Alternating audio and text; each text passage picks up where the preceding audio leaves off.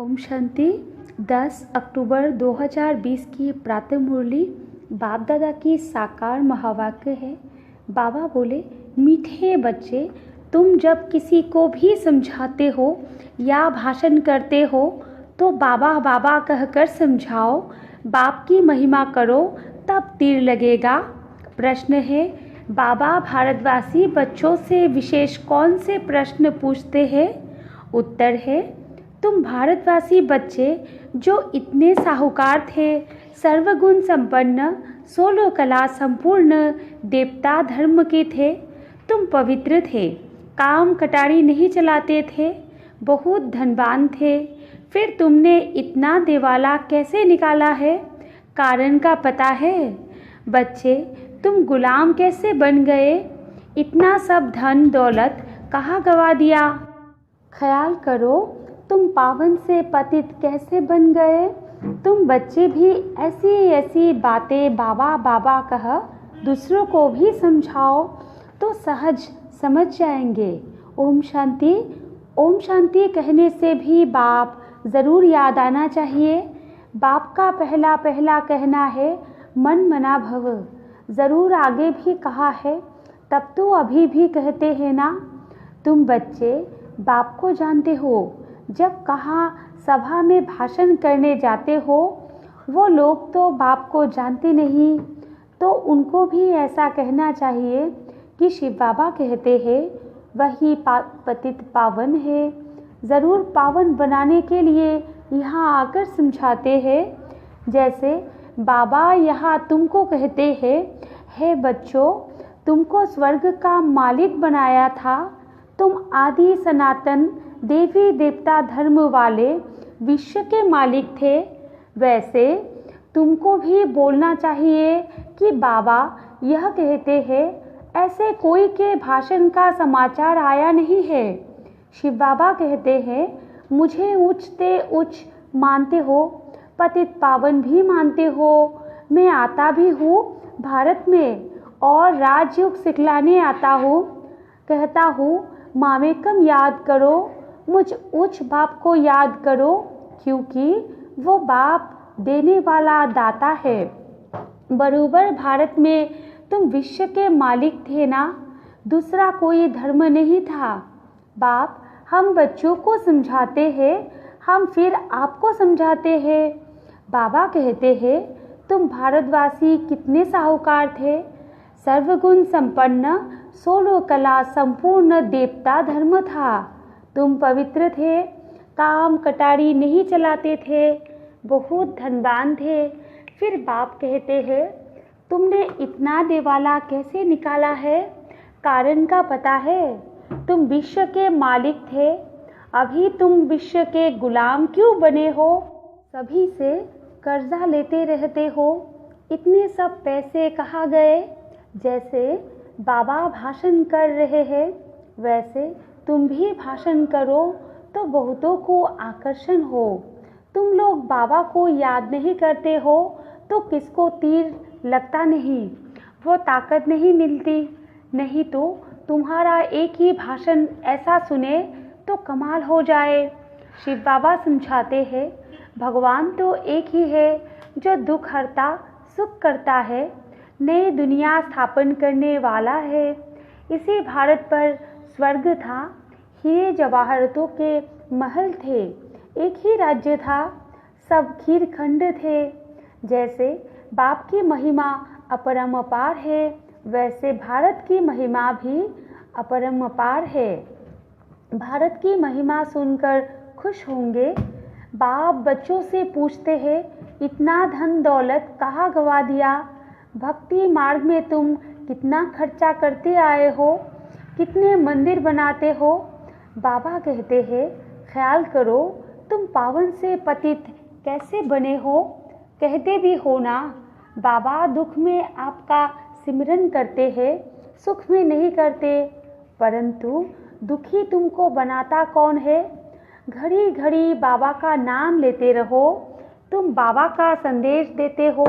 बाबा कहते हैं, हमने तो स्वर्ग शिवालय स्थापन किया, स्वर्ग में इन लक्ष्मी नारायण का राज्य था ना, तुम यह भी भूल गए हो, तुमको यह भी पता नहीं है कि राधे कृष्ण ही स्वयंवर के बाद लक्ष्मी नारायण बनते हैं। कृष्ण जो विश्व का मालिक था, उनको कलंक बैठ लगाते हो, मेरे को भी कलंक लगाते हो। मैं तुम्हारा सद्गति दाता, तुम मुझे कुत्ते बिल्ली कर्ण कर्ण में कह देते हो। बाबा कहते हैं तुम कितने पतित बन गए हो। बाप कहते हैं सर्व का सद्गति दाता पतित पावन मैं हूँ। तुम फिर पतित पावनी गंगा कह देते हो। मेरे से योग न लगाने से तुम और ही पतित बन पड़ते हो। मुझे याद करो तो तुम्हारे विकर्म विनाश होंगे। घड़ी घड़ी बाबा का नाम लेकर समझाओ तो शिव बाबा याद रहेगा। बोलो हम बाप की महिमा करते हैं। बाप खुद कहते हैं मैं कैसे साधारण पतित तन में बहुत जन्मों के अंत में आता हूँ। इनके ही बहुत जन्म है, यह अब मेरा बना है तो इस रथ द्वारा तुमको समझाता हूँ। यह अपने जन्म को नहीं जानते हैं, भागीरथ यह है। इनके भी वानप्रस्थ अवस्था में मैं आता हूँ। शिव बाबा ऐसा समझाते हैं, ऐसा भाषण किसका सुना नहीं है। बाबा का तो नाम ही नहीं लेते हैं, सारा दिन बाबा को तो बिल्कुल याद ही नहीं करते हैं। झरमुई जगमुई में लगे रहते हैं और लिखते हैं कि हमने ऐसा भाषण किया, हमने यह समझाया।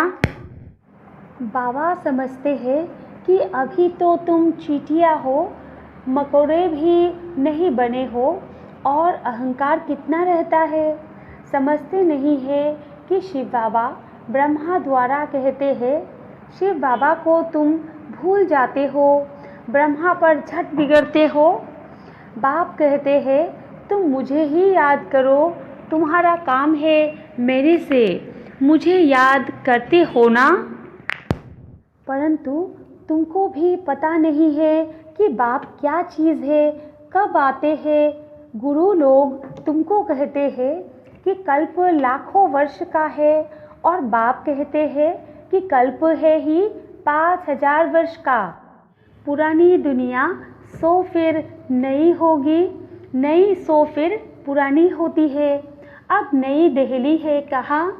दिल्ली तो जब परिस्तान होगी तब नई दिल्ली कहेंगे। नई दुनिया में नई दिल्ली थी जमुना घाट पर, उन पर लक्ष्मी नारायण के महल थे, परिस्तान था। अभी तो कब्रिस्तान होना है, सब दफन हो जाने हैं। इसलिए बाप कहते हैं मुझ उच्चते उच्च बाप को याद करो तो पावन बनेंगे। हमेशा ऐसा बाबा बाबा कहकर समझाओ। बाबा नाम नहीं लेते हो इसलिए तुम्हारा कोई सुनते नहीं है। बाबा की याद ना होने से तुम्हारे में जौहर नहीं भरता, देह अभिमान में तुम आ जाते हो। बांधेलिया जो मार खाती है वो तुमसे जास्ती याद में रहती है, कितना पुकारती है। बाप कहते हैं तुम सब द्रौपदिया होना, अब तुमको नंगन होने से बचाते हैं। माताएं भी ऐसी कोई होती है जिनको कल्प पहले भी पूतना आदि नाम दिए थे, तुम भूल गए हो। बाप कहते हैं भारत जब शिवालय था तो उसे स्वर्ग कहा जाता था।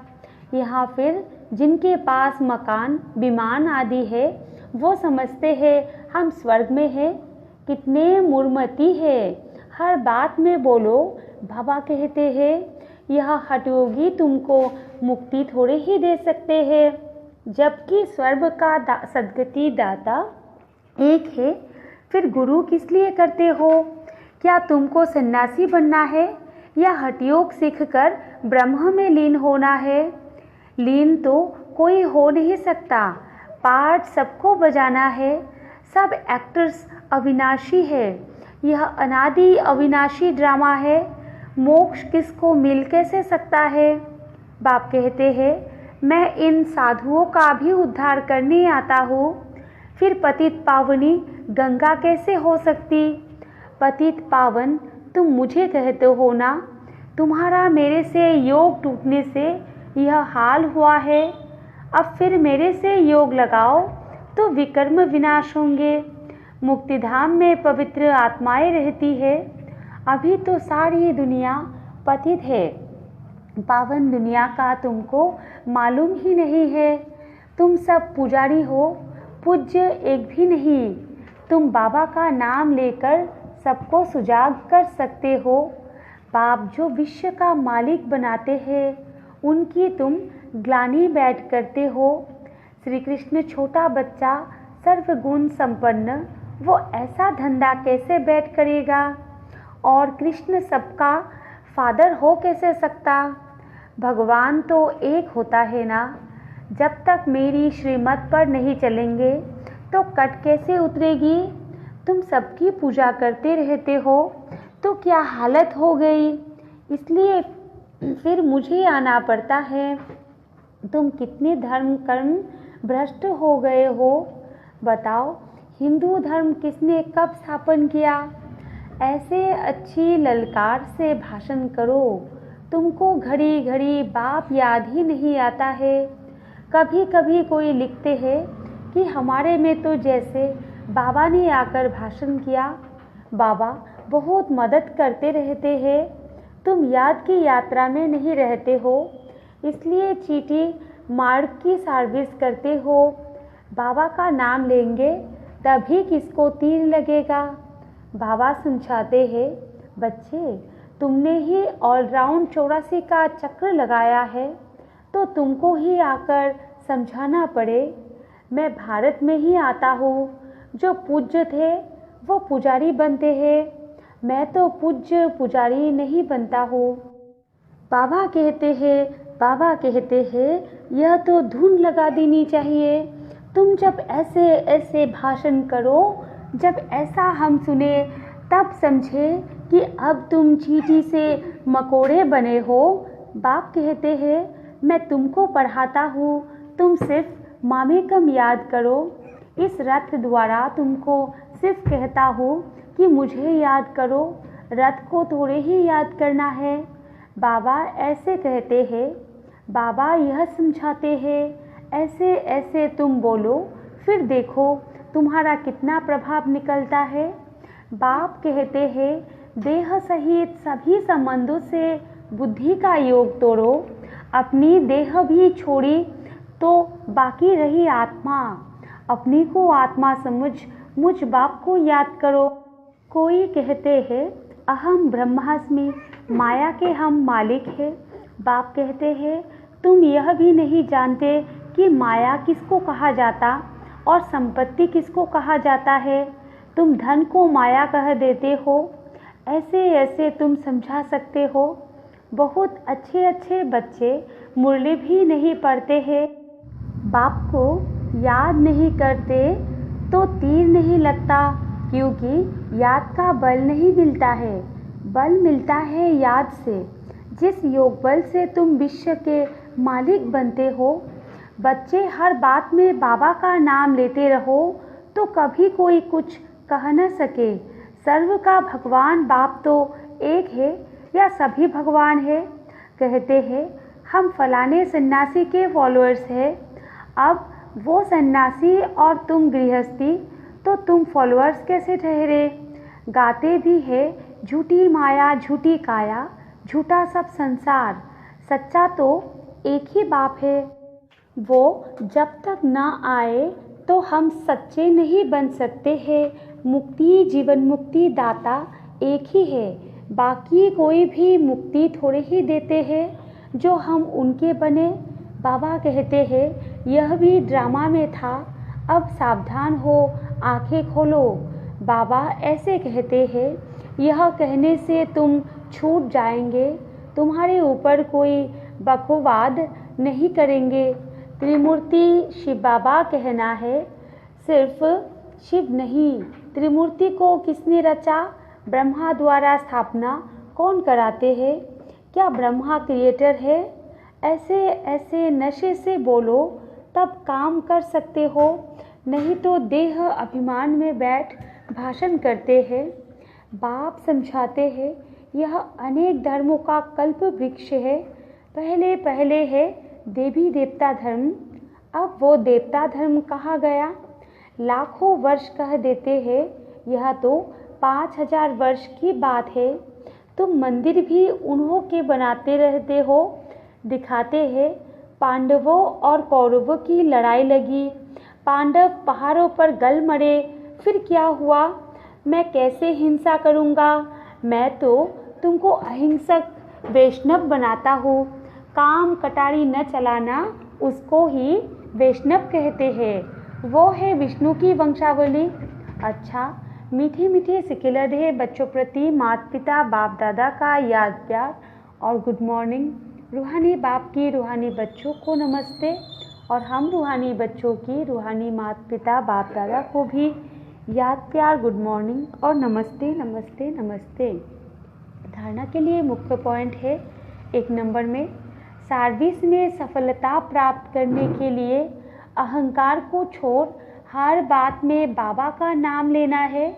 याद में रहकर सेवा करनी है। झरमुई जगमुई में अपना टाइम वेस्ट नहीं करना है। 2 नंबर पॉइंट है, सच्चा सच्चा वैष्णव बनना है। कोई भी हिंसा नहीं करनी है। देह सहित सभी संबंधों से बुद्धियोग तोड़ देना है। वरदान है, विश्व कल्याण के कार्य में सदा बिजी रहने वाले विश्व के आधार मूर्त भव। विस्तार है, विश्व कल्याणकारी बच्चे स्वप्नों में भी फ्री नहीं रह सकते। जो दिन रात सेवा में बिजी रहते हैं, उन्हें स्वप्न में भी कोई नई नई बातें, सेवा के प्लान व तरीके दिखाई देते हैं। वे सेवा में बिजी होने के कारण अपने पुरुषार्थ के व्यर्थ से और औरों के भी व्यर्थ से बचे रहते हैं। उनके सामने बेहद विश्व की आत्माएं सदा इमर्ज रहती है। उन्हें ज़रा सा भी अलवेलापन आ नहीं सकता। ऐसे सेवाधारी बच्चों को आधार मूर्त बनने का वरदान प्राप्त हो जाता है।